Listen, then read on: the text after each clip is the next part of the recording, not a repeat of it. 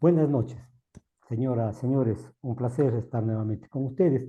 Víctor Gerardo Aguilar Feicó, decano de la Facultad de Economía y Ciencias Administrativas de la ciudad de Cuenca, conversa con nosotros. Realmente las personas que tienen experticia deben ser invitados a los espacios en donde la opinión a veces sobra por desconocimiento, sobra por desactualidad, en fin. Veo los informes del INEG y vemos que la recaudación tributaria en abril del 2004 ha crecido muy, pero muy lento. ¿Qué significa esto? Esto es un problema para la economía. Se esperó millones para que la seguridad del país, pero vemos que la realidad es otra, Víctor. Sí, pero también era previsible que no se mueva la recaudación, al menos en el valor que era el ideal del gobierno, que era el que se pretendía.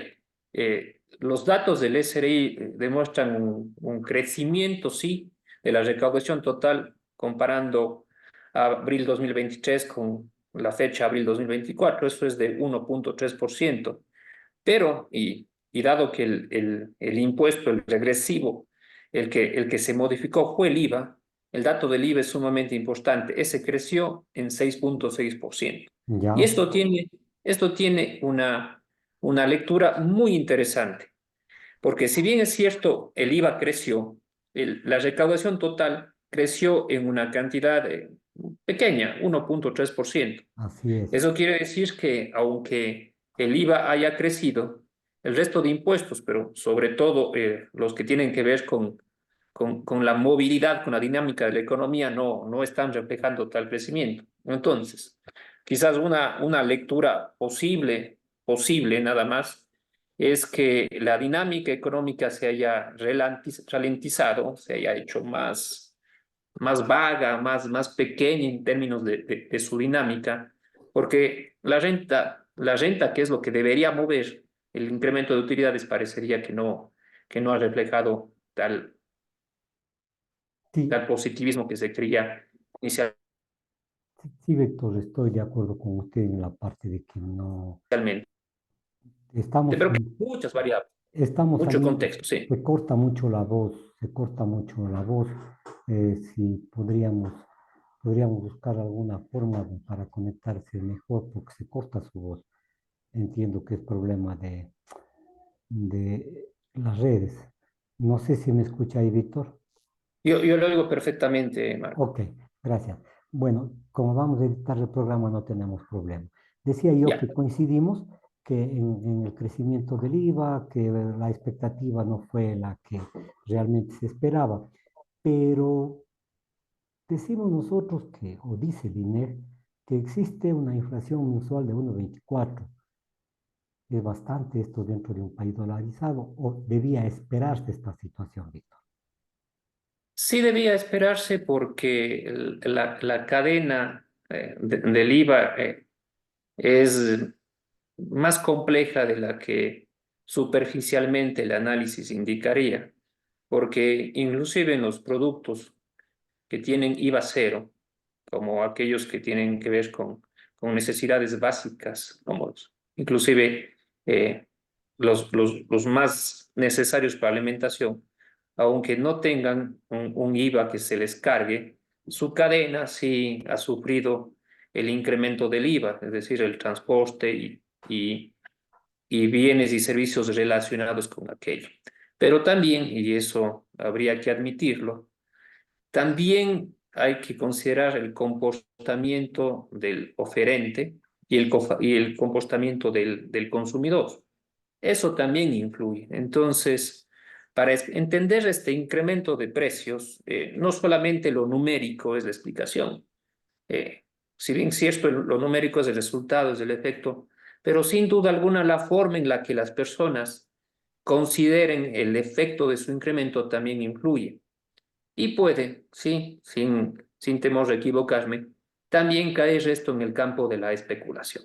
Bien, la especulación en un gobierno en donde el libre mercado fija los precios, ahí hay entonces una merma de garantías para el consumidor.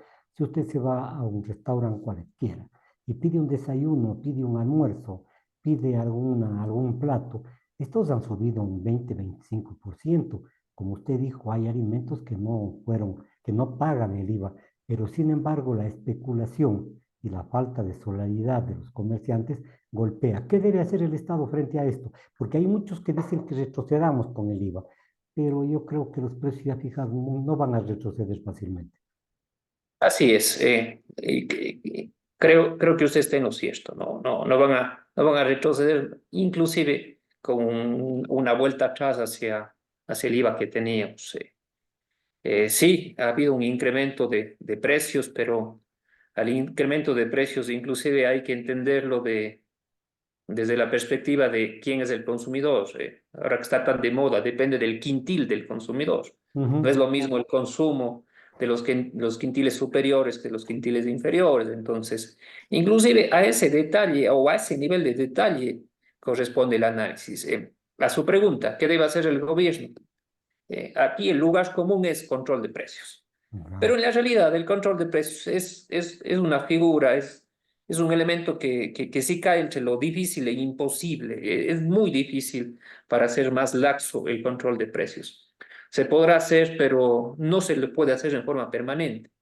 Lo más probable es que inclusive si un bien o servicio es controlado, el momento en que la autoridad desvíe los ojos hacia otro rubro, seguramente volverá al precio que se tenía antes del control.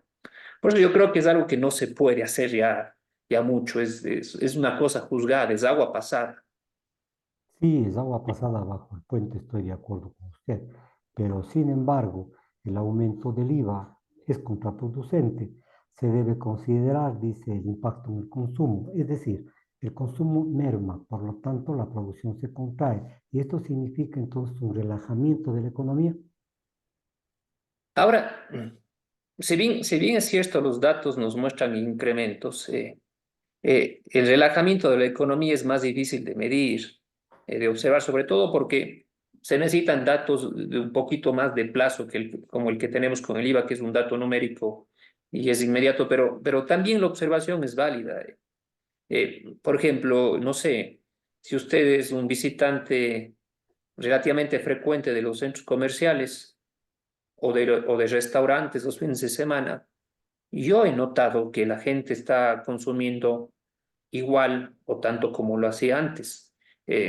Yo me he fijado recientemente, este fin de semana, que mi intención era llegar a un lugar que queda por el sector de Soldados y me tomó casi una hora llegar porque en ese sector de restaurantes me resultaba imposible avanzar en mi vehículo. Era tal la cantidad de gente que yo decía, estos 35 40 restaurantes que hay en En el estos corredor del escasos, Yanucay se refiere usted. en el corredor de Llanuncay, que Correcto. son 5 kilómetros básicamente, Ujú. pero resultaba imposible moverse. Digo, la gente está consumiendo. Y si está consumiendo, la pregunta es, ¿qué tanto le ha afectado, al menos a ese sector de los ingresos, a ese Sí. quintil, el incremento del IVA? Pues a lo mejor vale la pena poner sobre la mesa la discusión de si la gente asimiló o no asimiló el incremento del IVA, si le importó o no le importó, si cambió sus patrones de consumo a partir de dicho incremento. Yo creo que al menos en un sector establecido de la sociedad, en ciertos sectores de ingresos, eso pasó desapercibido. Sí, estoy de acuerdo en parte con usted, pero el problema es que el impuesto del IVA en los sectores, en los quintiles más necesitados, en el quintil 1, por ejemplo, significa un duro golpe dentro de este salario, si es que lo tienen, dentro de un trabajo informal, si es que lo ejercen, dentro de extrema pobreza. Es un durísimo golpe, es decir, las clases medias posiblemente no sufren. Voy a poner el ejemplo de perro callejero. Se sacude, caen las pulgas, caen las pulgas al piso, en el piso están los quintiles más pobres. Sí, sí, yo estoy totalmente de acuerdo con lo que usted acaba de enunciar. Por eso he insistido en que depende de qué quintil de ingresos se haga el análisis. Esto es un tema de aquellos pocos temas en los cuales no se puede generalizar. Entonces, el análisis del impacto del IVA en los sectores más populares, sin duda, se tiene que hacer. Y coincido en que son los más afectados. Siempre sucede eso por lo general, con cualquier medida fiscal o monetaria, cuando era más factible hacerlo, siempre esos sectores son los más afectados, porque es casi elemental el saber por qué les afecta más, porque sus niveles de ingresos son bajos y en el mejor de los casos algo estables. La mayoría son familias que no tienen un trabajo adecuado, que están en el subempleo o peor, están en la informalidad. Entonces, una afectación, por mínima que sea, vista desde los sectores más afortunados, para ellos es extremadamente importante y es un impacto, sin lugar a dudas, muy importante para ellos. En la política y en las campañas se dice que se reducirá los impuestos al pueblo, que se dará mayores facilidades, que se reajustarán los salarios, en fin, una serie de ofertas populistas que caen en el vacío. Pero lo cierto es, y al final de la tarde, que nosotros estamos analizando, incluso se produce reducción de las plazas de empleo, sobre pretexto de que ha crecido el precio, en fin, tanto es así que la ministra está luchando a pesar de un referéndum de implementar el trabajo por hora. Claro, es que yo no sé, pero parece ser que en este país los únicos que no se dan cuenta que vivimos en un círculo vicioso son precisamente los que nos prometen ciertas cosas. Porque Tienes prometer una razón. reducción de impuestos o medidas de ese tipo, lo que luego va a pasar en el corto plazo es que van a verse ellos mismos incapaces de manejar déficits fiscales tan altos y van a verse otra vez obligados a incrementar los impuestos. Entonces, este círculo vicioso en el que nos movemos es una espiral entonces que no tiene fin. Las medidas que se necesitan son más profundas, más estructurales, verdaderas medidas de atracción de inversiones, verdaderas medidas de generación de empleo, pero reales, palpables, asibles, no, no las que comúnmente hemos visto a lo largo de tantos años ya en este país. No sé, depende de la pseudo ideología que cada gobierno llegue, porque ninguno ha resultado ser tan derecha como dijo, ni ninguno ha resultado ser tan de izquierda como dijo, como se manifestó. Entonces, en este vaivén, los que más padecen son los ecuatorianos, la gente común y corriente. Entonces, así, como se suele decir, así no se puede. Sí, a esta trepada del IVA al 15%, se suma un problema grave en la República del Ecuador. Si es que el impuesto crece, la evasión crecerá también, la evasión tributaria. Se puede figurar que podría existir un beneficio para quienes comercializan, porque a lo mejor evaden la situación fiscal. Hay un beneficio indirecto para este sector. Es posible que haya una correlación positiva importante entre el aumento del impuesto y la moral tributaria. Es esta viveza criollo de buscar las maneras de no pagar. Eso yo le veo bastante posible. Y claro, hay un incentivo perverso porque la gente puede decir, entonces el gobierno me está queriendo cobrar más, lo que yo voy a hacer es tratar de pagar más con los medios que tengo. Eh, Lamentablemente, eso es posible. Como yo suelo decir, claro, se tiene que evidenciar, se tiene que medir, se tiene que estudiar, pero la intuición que tenemos la mayoría es que efectivamente la pérdida de moral tributaria puede estar en función de los incrementos impositivos. Tenemos otro elemento más que considero, Víctor, si es que usted lo permite. El efecto del impuesto se irradia en el mercado. Quiero decir, los grandes no pagan, los grandes a lo mejor evaden, como dijimos, pero al final de la tarde, ¿quién paga es el pueblo llano? Entonces, hay un engaño. ¿Qué debería hacer el gobierno? Usted acaba de decir, sí, la creación de empleo, que sea justo, políticas de Estado de inversión, en fin, pero de ahí no pasamos, porque a lo mejor la realidad ecuatoriana, la economía ecuatoriana no permite las buenas intenciones. Sí, sí, pero es que la realidad ecuatoriana está lamentablemente salpicada por un hecho que no nos deja avanzar y que es el nivel que casi ha llegado a normalizarse de viveza y de corrupción. Y eso es lo que no nos deja avanzar en gran medida, esta contaminación desde las más altas esferas hasta las más específicas de prácticas reñidas con la norma, con la ley, con la honestidad sobre todo. Eso es lo que a este país le hace falta cambiar de manera urgente. No hay medida económica que sirva si es que luego entra en este hueco sin fondo de la podredumbre estructural y de la corrupción. Y eso, aunque suene trillado, aunque suene a cliché, a que suene casi como un lugar común, solo se corrige con educación. Sí, sí. Yo no veo otra forma. Por cierto, cuando preparaba la entrevista para conversar con usted, un hombre letrado, hice algunas consultas de compañeros economistas y me han manifestado una situación que a lo mejor no se avisora con claridad, en el sentido de que los pymes, o sea, las empresas pequeñas, los trabajadores o los emprendedores pequeños, van a cerrar los negocios, ya están cerrando, es más, porque justamente los precios con el IVA, con el incremento, no les abastece para robustecer esas pequeñas ganancias que tienen. ¿Cuál sería la medida ahí, Víctor? Porque realmente con la desocupación, en fin, que existe, la gente se ha ideado pequeños negocios, pero que están quebrando y cerrando, Víctor. Lo que pasa es que quizás a la medida del incremento del IVA le faltó medidas de atenuación del golpe, medidas de estímulo. Esas no existieron, no se dieron. La empresa grande y quizás la mediana en alguna medida tienen inclusive el colchón financiero, en lo mejor de los casos, para aguantar al menos los primeros meses de incremento del IVA. Habrá oído usted más de una vez que en la cuña comercial del almacén grande o del centro comercial grande nos decían, nosotros asumimos el incremento del IVA. Pero esa es una realidad para muy pocos. Para los pequeños empresarios y gran parte de los medianos, eso es muy complicado. Y eso es lo que no se hizo. No se dio ninguna medida de compensación.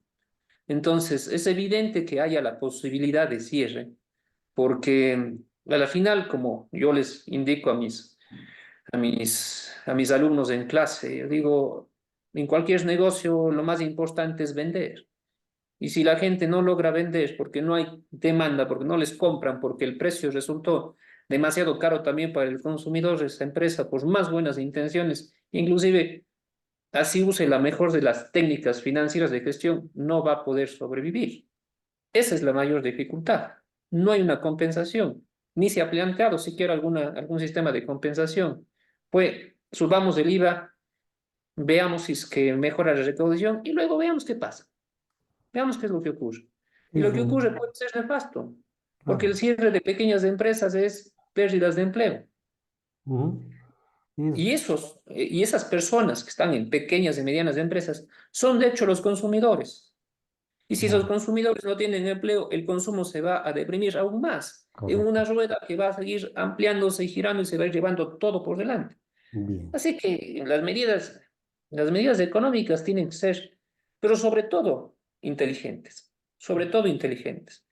Y como es un juego de suma cero, lo que yo quite acá, gana acá, pero tengo que asegurarme que así ocurra. Correcto. Y que se distribuye en algún momento, se distribuye en algún momento para que cierre Bueno, justamente el círculo que usted dice. Pero aquí viene sí, otra pregunta y otra duda que tenían los economistas amigos, en el sentido de que las empresas pueden verse menos dispuestas a invertir en nuevos proyectos ni expandir sus operaciones si enfrentan costos fiscales más altos. Es decir, se corta las alas a los empresarios justamente por la carga tributaria. Dicen aquí que la inseguridad jurídica, en fin. Entonces, ¿qué es lo que pasa, Víctor? sí, lo que pasa es que creo que usted ha indicado lo que yo hace un momento dije, no hubo un incentivo que acompañe a la medida. Y claro, la gente podrá, el empresario pequeño, mediano, podrá durante algún tiempo perder, pero eso no puede ser su forma de vida. En algún momento va a tener que tomar alguna decisión. Fíjese que además nosotros tenemos un peligro que está latente y que tiene que ser además enfrentado. Y es esta peligrosa práctica de dejar de hacer bienes, de producir, de Ujú. manufacturar, para pasarse a la importación, porque eso es más sencillo. Claro. Pero eso tiene el enorme golpe de que yo no necesito tanta gente, tanta mano de obra, tanto colaborador, si es que mi proceso solamente es de importar. Lo que no ocurre cuando yo manufacturo. Habría que hacer un análisis inclusive a nivel de las empresas locales. Muchas que eran exclusivamente empresas que manufacturaban un producto y le ponían en el mercado de cosas hechas en el Ecuador, ahora tienen líneas enteras de importación, porque es más barato, porque es mejor. Pero esas son formas o son elementos que los gobiernos deberían ver. ¿Qué es lo que está pasando? ¿Por qué yo estoy quitando el incentivo a la producción? Porque bajo la bandera de liberar todo, yo puedo hacer tratados de libre comercio con gigantes, tan gigantes como la misma China, sin medir bien la consecuencia, ¿eh? Eso es peligroso. Y si usted, Marco, le consulta exactamente lo mismo a un empresario local, a alguien que está en la empresa de manufactura, estoy casi seguro que le va a decir sí, ese es el problema. Claro. La La importación nos va competitividad, a justamente. derrumbar la empresa local. Ya, ahora, estoy de acuerdo con usted, Víctor, pero ¿por qué se firma recientemente, por ejemplo, el Tratado de Libre Comercio con China? Estamos buscando otros tratados bilaterales. Cuando hubo un gobierno, no voy a citar quién, prohibió la importación, por ejemplo, del calzado, Pinsichana, Gualaceo, en fin, se recuperaron, Tungurahua se recuperaron económicamente. Tal vez ese ejemplo de la recuperación del trabajo comunitario, del trabajo pequeño, dirigido a tal o cual producto, no fue observado por este gobierno, se esté abriendo al capital sin importar las consecuencias, porque la deuda vamos a tener que pagar y quien la paga, usted sabe perfectamente, Víctor. Sí, es que ningún gobierno ha observado eso. Han sido medidas parche o a veces decisiones por la presión de un gremio, presión justa de un gremio que veía en peligro su labor y por supuesto toda la cadena de empleos. Porque cuando se produce un bien, la cadena es hacia abajo y hacia arriba. Y Ujú. eso es todo lo que se pierde. Es que no es así nomás, no es tan simple. Por eso las medidas económicas tienen que ser, reitero, bien pensadas, con criterio no cortoplacista, ni para aparecer como muy liberal o como muy socialista del siglo XXI, como se quiera llamar. Nos estamos olvidando de la perspectiva nacional en las cosas que se están decidiendo. Estamos muchas veces planteando cosas exclusivamente porque creemos que tenemos que demostrar como gobierno determinada ideología. Y capaz que eso es uno de los principales problemas en los que se ha visto abocado este país. No tienen que demostrar de dónde son o qué son. Tienen que demostrar que tienen conciencia de país, que les importa el mediano y largo plazo. En Ahora, este juego estamos.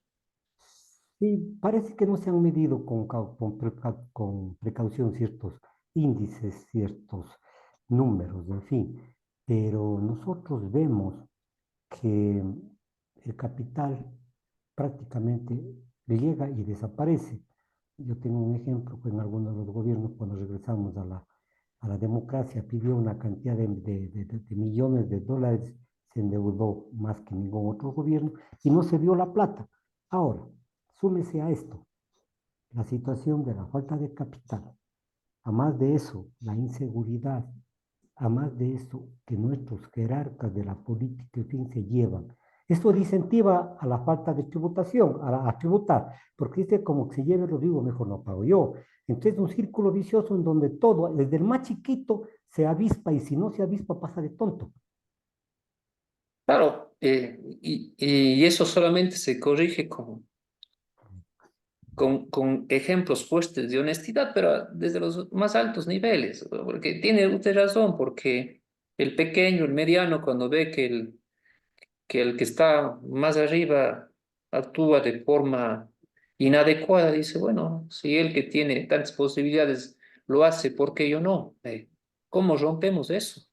Ese es el gran objetivo de este país. ¿Cómo rompemos esa visión de que yo también tengo que hacer las cosas de manera distinta, aunque sean deshonestas, porque todo el mundo lo está haciendo? Termina siendo esto esto en economía es teoría de juegos. ¿Qué es lo mejor que puedo hacer yo si el otro también lo está haciendo?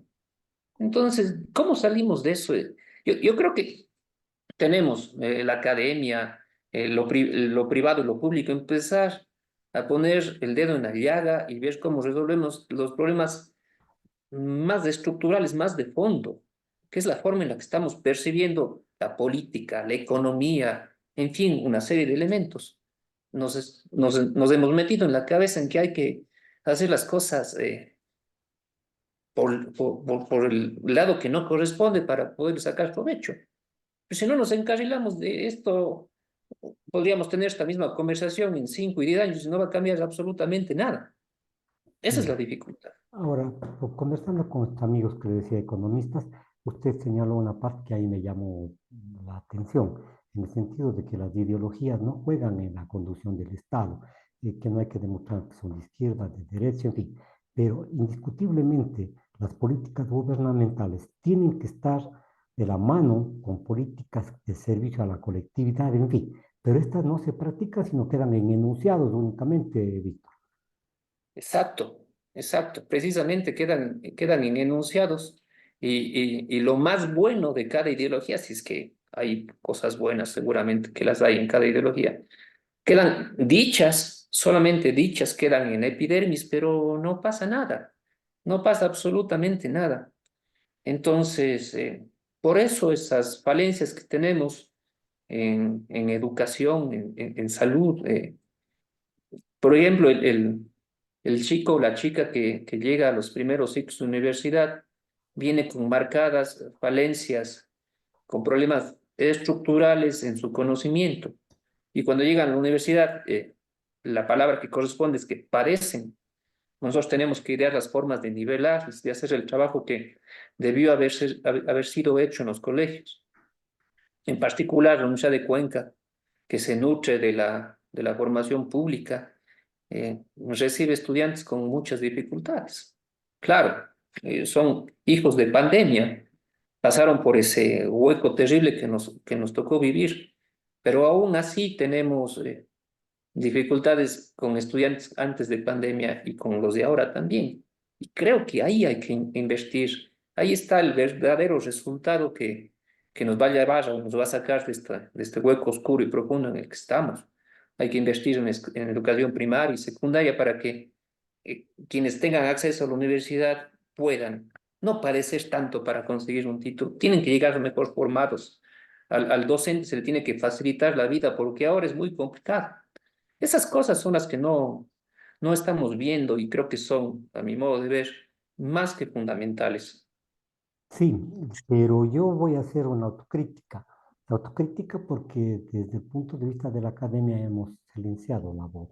La universidad antes fue el faro que iluminó las reformas, la segunda reforma tributaria, esta lucha que llevamos de la década del 70, de los presos políticos, de volver nuevamente a la democracia, en fin. Este rato la academia está silenciada. Tal vez por temor, si alguien habla de la academia, les recordan los presupuestos o la academia tiene otra visión, ya no la universidad hacia afuera, quiero decir la universidad de servicio al pueblo, sino la universidad servirse del pueblo, perdón de la franqueza. Sí, Marco, el tema es que hable o no hable la universidad, o al menos la universidad en la que yo estoy, hable o no hable, igual tiene recorte de presupuesto. Así que creo que en el mejor de los casos siempre es mejor hablar. Correcto. Y, y yo sí creo que a diferencia de otros años, esta universidad ha recuperado en algo la presencia que tenía. Eh, de alguna manera, somos quizás una de las muy pocas universidades públicas que tiene la necesidad de protestar, la necesidad de decir esto no está bien, esto falta. Se ha rescatado de alguna manera eso. Pero también tenemos una estrategia que no es tan visible como la protesta en sí, y es el trabajo que hacemos con GATS, con parroquias, con comunidades, formamos en liderazgo a los grupos que son invisibilizados, pero que son los que crean las bases para que esto cambie. esa también es una forma de protestar y creo que es también válida porque es una forma de protestar haciendo, demostrando, construyendo o colaborando a la construcción. Y eso no sale en las primeras páginas como si quizás una marcha multitudinaria, pero yo le puedo asegurar, y no tengo ningún temor de equivocarme, que esta otra estrategia es mucho mejor que la protesta que suele a veces quedar solamente en eso y ser olvidada con prontitud por parte de los gobiernos de turno. No debo ser injusto, efectivamente el liderazgo que maneja María Gustermina es cierto dentro de la academia, es la voz de este rato de las universidades. Ojalá copien el modelo, la forma de decir. Su despedida, Víctor, por favor, muy gentil por haberme concedido esta entrevista. Marco, para mí siempre es un honor conversar con usted. Debo decirle que disfruto de la charla, inclusive llego a olvidarme que esto es un programa radial, que estamos en una conversación formal y le digo realmente lo que yo creo y lo que pienso, pero eso es gracias a su forma de conducción. Yo le agradezco y envío un cordial saludo a todos y todas. Muchas gracias, señoras y señores, me voy del aire. Nos veremos el día de mañana.